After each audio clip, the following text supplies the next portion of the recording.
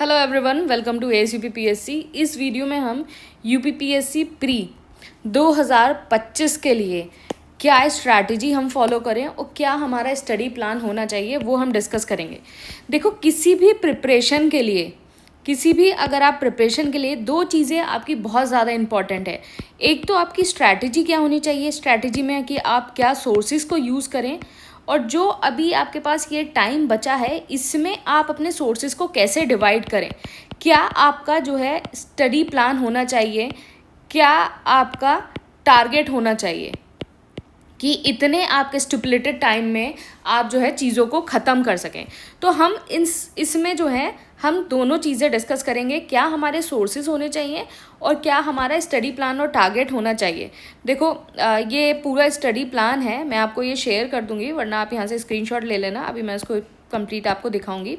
तो ये हमारा पूरा डेली स्टडी प्लान होगा जो हम इसमें डिस्कस करेंगे और हम क्या क्या सोर्सेज जो है यूज़ करेंगे। देखो, पहला हम सोर्सेज की बात कर लेते हैं। सोर्सेज की बात प्रीलिम्स के,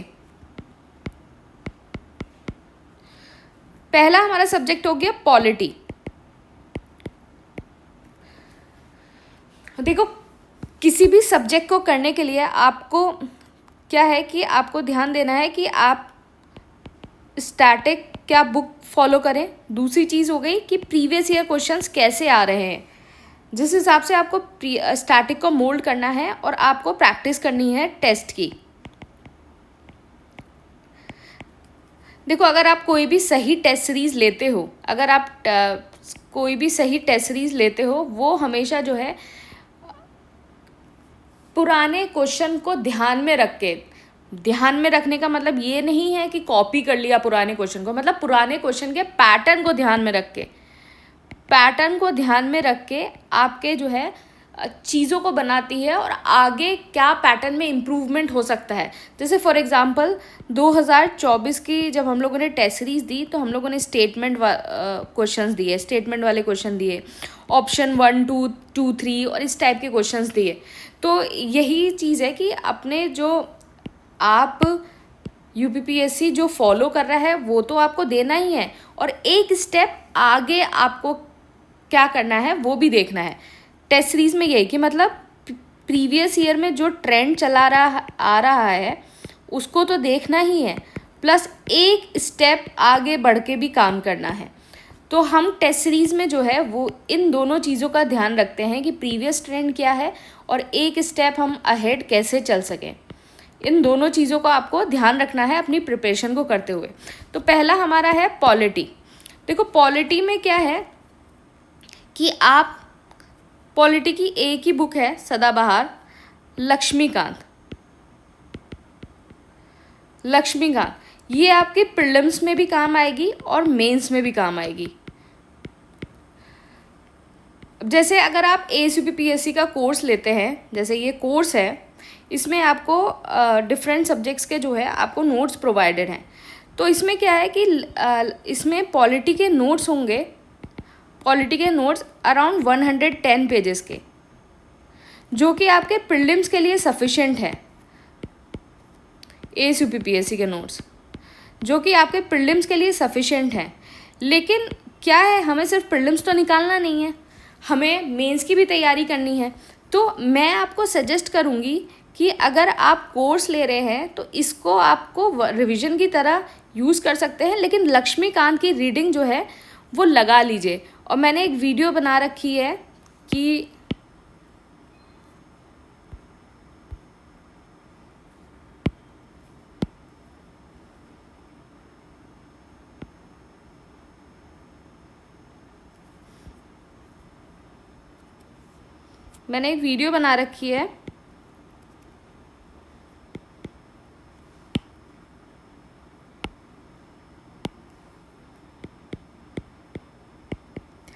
हाउ टू रीड लक्ष्मीकांत, कि लक्ष्मीकांत को कैसे पढ़ें, ये वीडियो बना रखी है। अदरवाइज़ आप शेड्यूल में भी अगर आप चीज़ों को देखेंगे तो आपको पता चल जाएगा कि आपको कैसे पढ़ना है। जैसे लक्ष्मीकांत है, लक्ष्मीकांत को आपको जैसे पढ़ना है तो आपका क्या हो गया कि आपने 15 जुलाई को historical background, making of constitution, preamble, UTs, ये वाले चैप्टर पढ़े। फिर उसके बाद आपने इसका टेस्ट दिया। तो इस तरीके से आपको जो है वो लक्ष्मीकांत को पढ़ना है। तो इस तरीके से आपका, जैसे अगर आपने 15 जुलाई को पढ़ना किताब को शुरू किया और आपकी 26 जुलाई को जो है बुक ख़त्म हो जाएगी, जिसमें आपके 2 संडे मिलेंगे। इसमें या तो आप अपना बैकलॉग पूरा कर सकते हैं या अदरवाइज़ आप अपना रिवीजन कर सकते हैं। जिस हिसाब से भी आप जिस भी प्रिपरेशन की जिस स्टेज में चल रहे हैं, आप उस चीज़ को आप कर सकते हैं। तो ये पूरा टॉपिक वाइज है कि आप कैसे आप 10, 11, 12 दिन में जो है आप अपनी पॉलिटी की किताब को ख़त्म कर देंगे।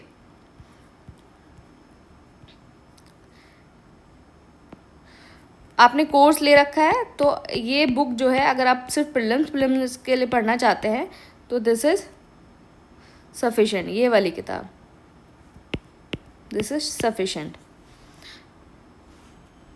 नेक्स्ट बात आई ज्योग्राफी की।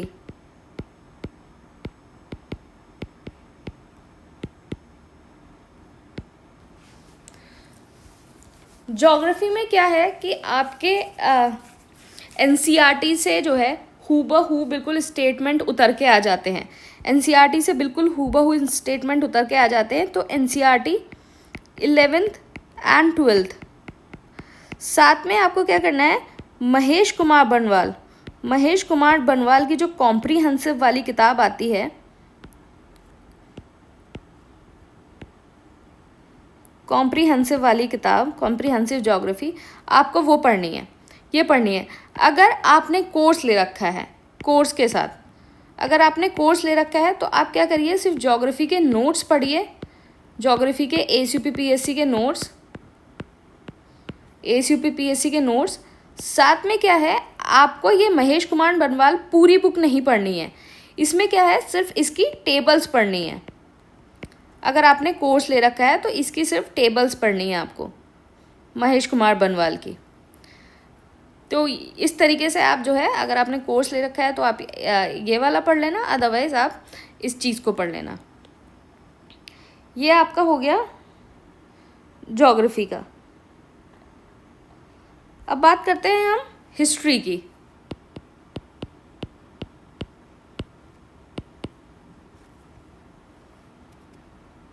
तो मैं शॉर्टकट वाले पे आपको सर्कल कर देती हूँ। ज्योग्राफी में ये शॉर्टकट है, पॉलिटी में ये शॉर्टकट है कि आप सिर्फ प्रीलिम्स की तैयारी कर रहे हैं तो आप इसको फॉलो कर सकते हैं। ज्योग्राफी में आप इस चीज़ को फॉलो कर सकते हैं।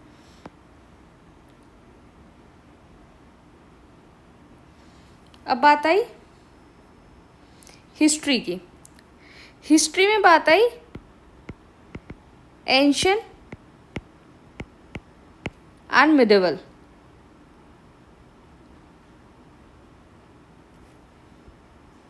एंशिएंट एंड मिडिवल हिस्ट्री में क्या, लूसेंट जीके के एंशिएंट एंड मिडिवल हिस्ट्री के मुश्किल से आपके 70-80 पेजेस होंगे, 100 पेजेस होंगे, मुश्किल से 100 पेजेस होंगे वो। और ये एसयूपीपीएससी के नोट्स, एंशिएंट एंड मिडिवल।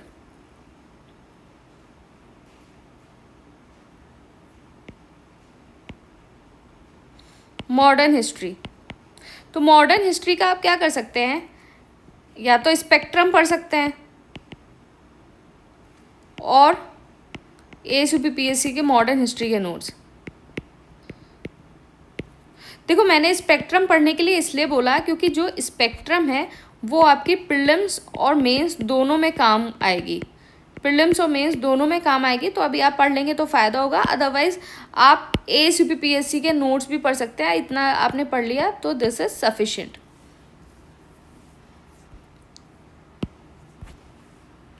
फिर आपका हिस्ट्री के बाद आपका क्या हुआ, ज्योग्राफी हो गया, हिस्ट्री हो गया,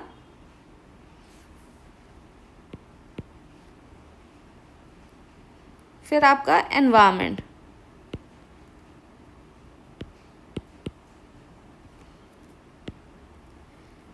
एनवायरनमेंट में आप क्या कर सकते हैं, PMFIS के एनवायरनमेंट के नोट्स। देखो, अब तो जो है PMFIS की एक किताब आ रही है जो कि बहुत बल्कि है, उसको पढ़ने की ज़रूरत नहीं है। मैंने चैनल पे ही, जो टेलीग्राम चैनल है वहाँ डाल रखा होगा, आप वहाँ से जो है PMFIS की जो किताब है या फिर आपको नेट पे कहीं भी मिल जाएगी, नोट्स है वो थोड़ा कम बल्कि है।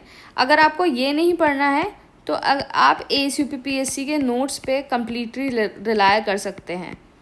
या फिर कुछ लोग देखो परीक्षा वाणी भी पढ़ते हैं लेकिन वो हिंदी में आती है, तो आप वो भी पढ़ सकते हैं। अदरवाइज़ ASUPPSC के नोट्स पे आप कम्प्लीटली रिलाय कर सकते हैं फॉर एनवायरनमेंट, आप ये कर सकते हैं।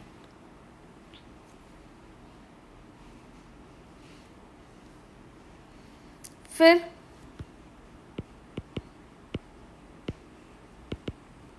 इकोनॉमिक्स, देखो इकोनॉमिक्स के लिए एज सच कोई किताब पढ़ने की ज़रूरत नहीं है। इकोनॉमिक्स के लिए थोड़े बहुत जो कंसेप्ट आते हैं वो आप देख सकते हो किसी बुक से। जैसे अगर आपने नितिन सिंघानिया से देखना चाहो, आप नितिन सिंघानिया से देख सकते हो। मृणाल और ये सब मत उठाने बैठ जाना, मृणाल के वीडियो, इसका कोई फ़ायदा नहीं है इनको करने का। थोड़ा और ये अगर ये किताब भी करो तो सिर्फ उन चीज़ों पे फोकस करना कि जो डेवलपमेंट से रिलेटेड हो, पॉवर्टी से रिलेटेड हो, अनएम्प्लॉयमेंट से रिलेटेड हो, इन्फ्लेशन से रिलेटेड हो।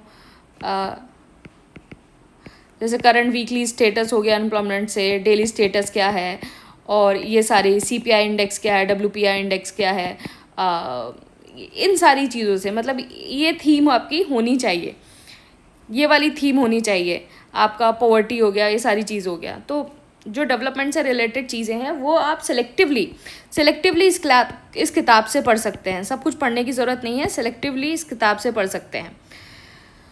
अदरवाइज़ क्या है, आप ASUPPSC के जो इकनॉमी के नोट्स हैं उस पर कम्प्लीटली रिलाय कर सकते हैं।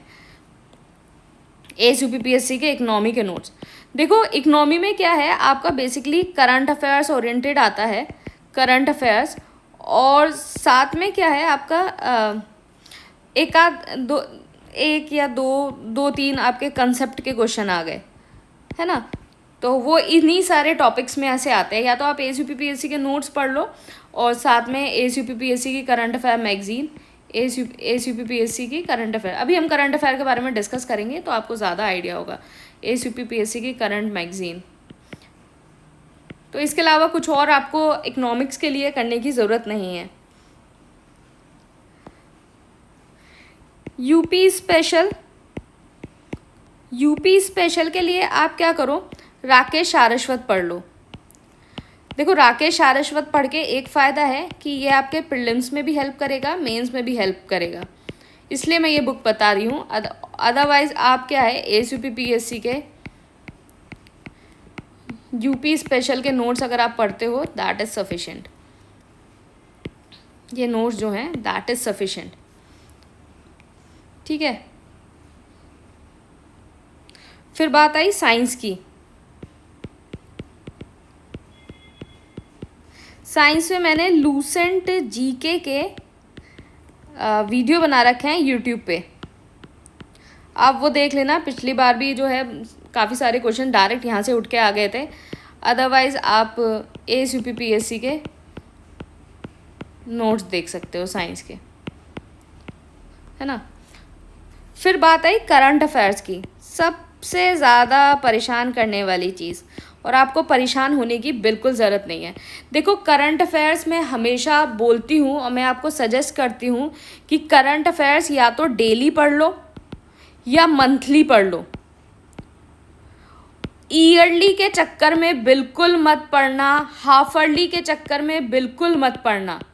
आप अपना कंप्लीट करके चलो, ये बिल्कुल मत पढ़ना। मैं बिल्कुल आपको मतलब रिक्वेस्ट करती हूँ, अगर यहाँ इस चीज़ के चक्कर में पढ़ोगे तो बहुत बड़ा ब्लंडर होगा। या तो आप कुछ डेली रोज़ या तो कुछ बच्चे ऐसे होते हैं कि डेली कुछ ना कुछ कर रहे होते हैं करंट अफेयर्स में,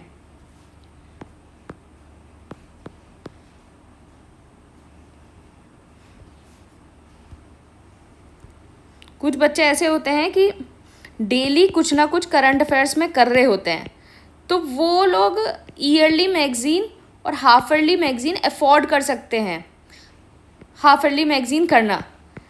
लेकिन आपने पूरे साल तो करंट अफेयर में कुछ पढ़ा नहीं और सीधे आप ईयरली मैगजीन पर उठा के बैठ जाओ।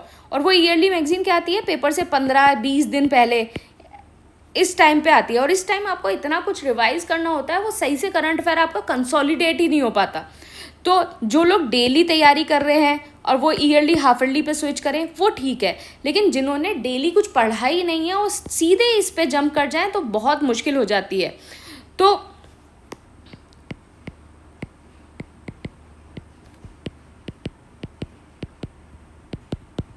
करंट अफेयर्स के लिए क्या करें?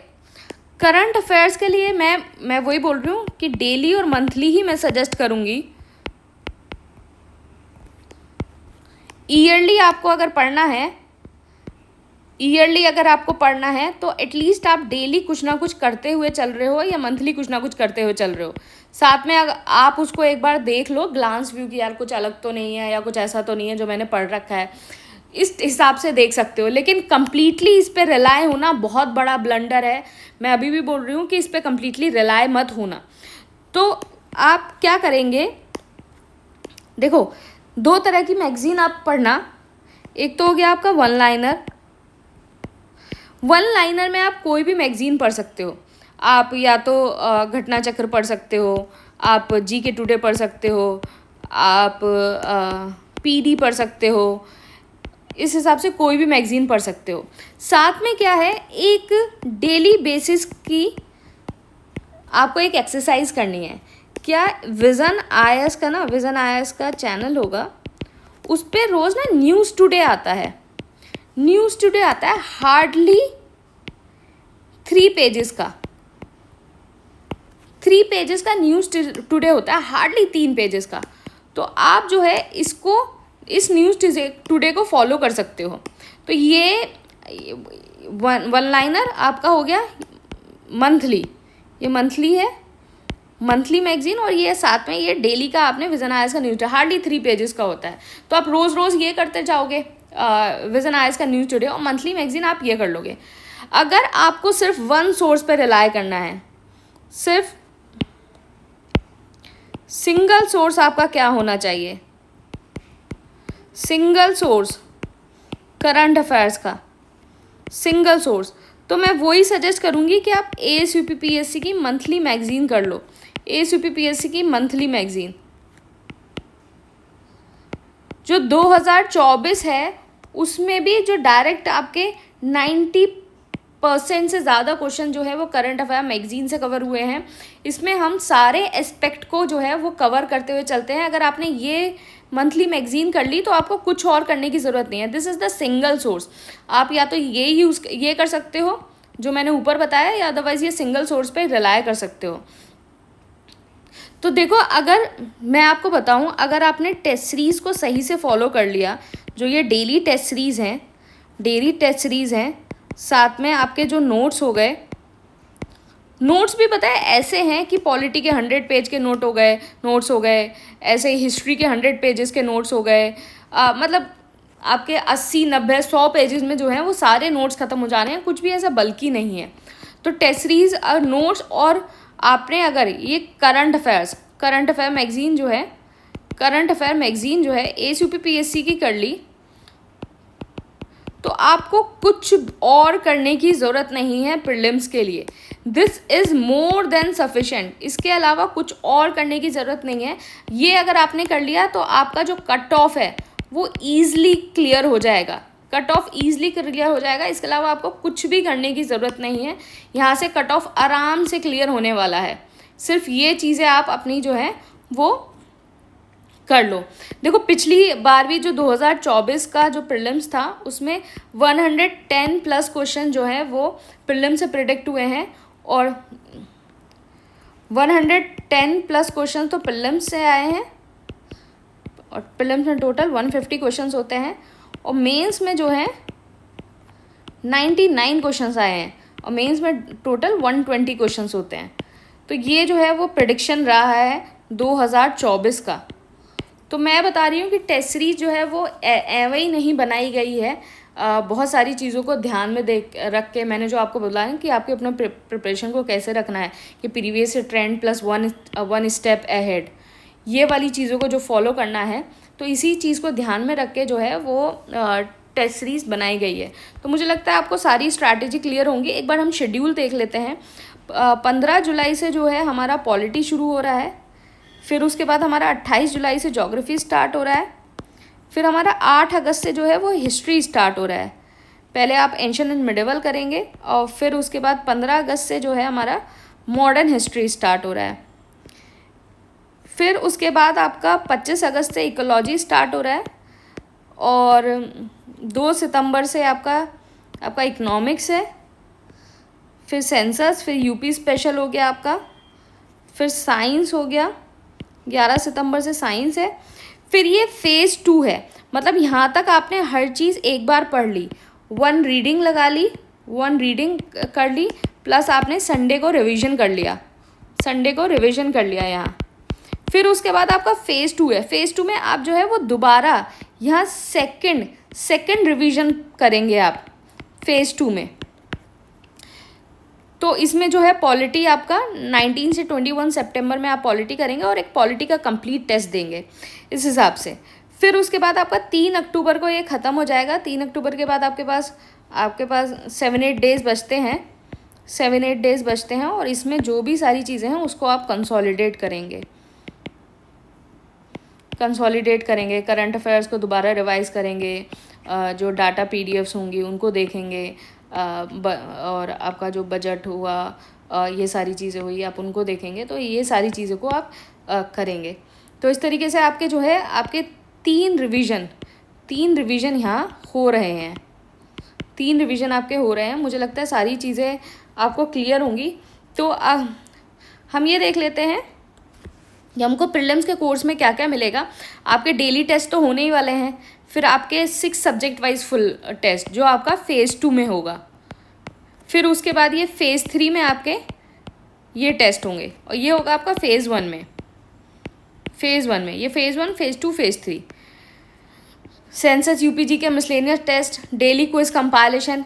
ये डेली क्विज जो है टेलीग्राम पे होता है और इसकी जो कंपाइलेशन है वो आपको कोर्स के साथ मिलेगी। फिर उसके बाद आपको ये सारे सब्जेक्ट्स के जो नोट्स हैं वो आपको प्रोवाइड होंगे। करंट अफेयर की मंथली कंपाइलेशन आपको प्रोवाइड होगी जनवरी से लेके अगस्त सितंबर, ये वाली। फिर उसके बाद इकोनॉमिक सर्वे, बजट और जितने भी सारे आपके डाटा पीडीएफ जो है रेलेवेंट होगा इस एग्ज़ाम के लिए, जो इसमें कुछ अगर लिखा भी नहीं है लेकिन अगर कुछ नई पीडीएफ आई वो भी हम उसमें ऐड कर देंगे। तो ऐसा नहीं है कि जो ये पीडीएफ्स जो लिखी हैं सिर्फ वही हैं, कुछ अगर नई पीडीएफ आती है तो हम उसको ऐड कर देंगे। तो आज से ये बैच स्टार्ट हो रहा है, तो आप इसको ज्वाइन कर सकते हैं। ये व्हाट्सएप नंबर है और मैंने सारे सोर्सेज अगर आपको बता दिए हैं। कोई भी अगर आपको क्वेरी हो इस नंबर पे व्हाट्सएप पर टेलीग्राम करके पूछ लेना, कमेंट बॉक्स को यूज़ कर लेना और इस तरीके से आप अपनी प्रिपरेशन को रखो। मैं बता रही हूँ, अगर आपने रिलीजियसली चीज़ों को फॉलो करा, रिलीजियसली आपने हर दिन क्या आपका शेड्यूल है, 15 जुलाई से लेके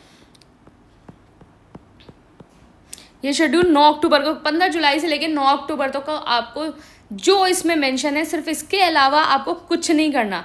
आप सिर्फ यही शेड्यूल आप फॉलो करिए। आप स्क्रीनशॉट ले सकते हैं, अदरवाइज़ मैं आपको जो पीडीएफ है वो तो दे ही दूँगी। मैं हल्के हल्के से स्क्रॉल करती हूँ।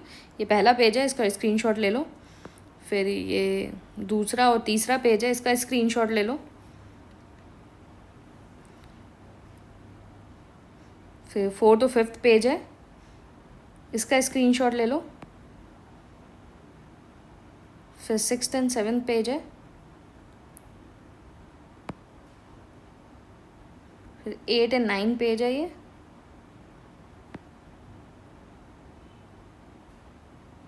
ये 10 और 11 पेज है, फिर ये 12 पेज है। तो आप इसका स्क्रीनशॉट आपने ले लिया होगा, तो बस मैं ये शेयर कर दूँगी। तो इस तरीके से इसका प्रिंट आउट निकाल लेना, अपनी दीवार पे चिपका लेना और रोज़ इसको टिक कर लेना। जैसे आज 15 जुलाई हो गया, आपने पर्टिकुलर ये टॉपिक ख़त्म कर लिए तो लिख दो यहाँ टिक, डन। और जब आप देखोगे ना कि हर यहाँ भी डन, यहाँ भी डन, यहाँ भी डन, यहाँ भी डन, ऐसे ऐसे आप टिक लगाते जाओगे, जो आपका कॉन्फिडेंस लेवल है वो एक अलग ही नॉच पे होगा। एक अलग ही आप जो है आप अपनी जो प्रिपरेशन है उसके अलग ही लेवल पे होगे। आपको पता है यार, ये भी जैसे फॉर एग्जांपल मैं आपको एक साइकोलॉजिकल वो ट्रेंड बताती हूँ। जैसे इंडेक्स है किसी उसका, इसको आप इंडेक्स की तरह ही मानो। इंडेक्स में आपके 6 चैप्टर हैं और आप उसको पढ़ते जा रहे हो, और कहा यार first chapter complete, second complete, third complete, fourth complete, fifth complete, six complete. आपने सारे टिक लगा दिए कि हाँ भाई सारे मेरे चैप्टर कंप्लीट हो गए। और फिर देख लेना कि जब आप उस इंडेक्स को बार बार देखोगे तो आप में इतना कॉन्फिडेंस आएगा, यार ये वाला सब्जेक्ट तो मैं एकदम कर दूंगी, कि यार ये सारे जो हैं मैंने सारे टिक लगा दिए, मेरा सारा क्लियर हो गया, मैंने सारी चीज़ें पढ़ ली, बस मुझे इनको रिवाइज़ करना है, मेरा सब क्लियर है। तो ऐसे ही जब आप इस टाइम टेबल में जब आप टिक लगाओगे ना कि हाँ ये 15 जुलाई का डन हो गया, 16 हो गया, 17 हो गया, इस हिसाब से जब जैसे टिक लगाते जाओगे ना, आपका कॉन्फिडेंस लेवल एक अलग ही ऊंचाइयों पे होगा। और आप जितना कॉन्फिडेंस रहोगे उतना ज़्यादा अच्छा परफॉर्म करोगे।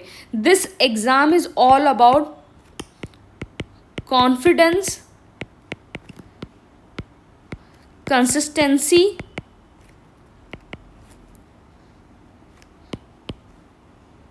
This exam is all about the confidence and consistency.